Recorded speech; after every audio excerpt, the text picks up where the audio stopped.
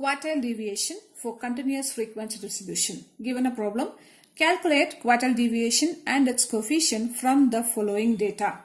Marks and number of candidates. Let's now proceed with the solution.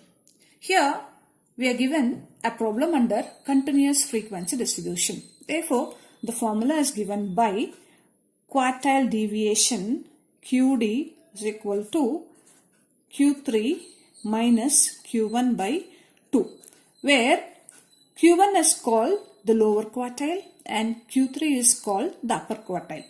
Let's now write the formula for Q1 and Q3. Q1 is given by L1 plus N by 4 minus M1 divided by F1 into C, where L1 denotes lower limit of Q1 class. M1 denotes cumulative frequency of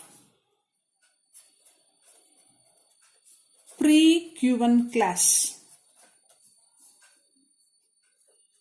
F1 denotes frequency of Q1 class, and C denotes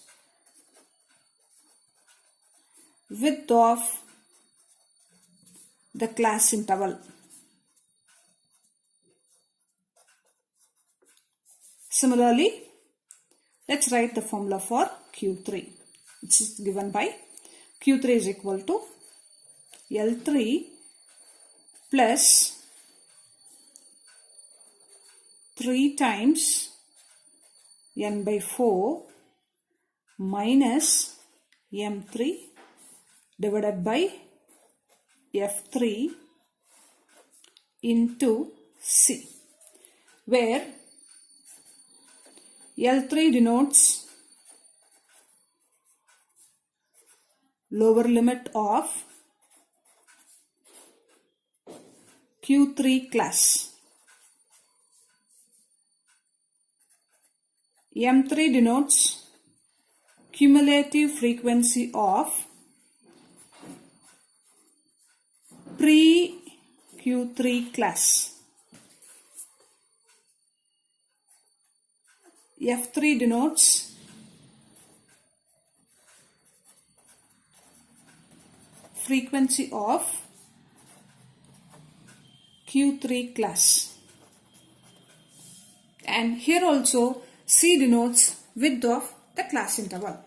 Let's now proceed with the calculation. First write the given class interval, then write the frequency values, find its total, which is n is equal to summation f is 160, and find out the cumulative frequency values. Here we have n as 160. Find out n by 4, therefore we get 40. Then find 3 times n by 4, which will give you 120. Let's now proceed with Q1 class. We have n by 4 as 40. In the cumulative frequency column, find the value which is just greater than 40. We get 62, which is called the Q1 class. Therefore, we get L1 as the lower limit of the Q1 class, which is 20 here. And F1 denotes frequency of Q1 class, which is 34 here. Then M1 denotes cumulative frequency of pre-Q1 class, which is 28, and C denotes width of the uniform class interval, which is 10 here. Now, substituting all these values in the formula, we get Q1 as 23.53. Let's now proceed with Q3. we have 3 times n by 4 as 120. Now, in the cumulative frequency column, find out the value which is just greater than 120. Here we have 136, which is the Q3 class here. Therefore, we get L3, the lower limit of Q3 class as 40, and F3, frequency value of the Q3 class as 28. Then M3,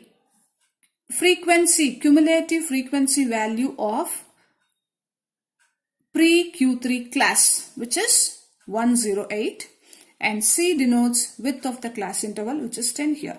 Now substituting all these values in the formula, we get Q3 is equal to 44.29. Therefore, quartile deviation is given by Q3 minus Q1 by 2, which gives you 10.38. Let's now proceed with coefficient of quartile deviation, which is given by the formula Q3 minus Q1 divided by Q3 plus Q1. So substituting Q3 and Q1 in this formula, we get 0.31 as the coefficient of quartile deviation.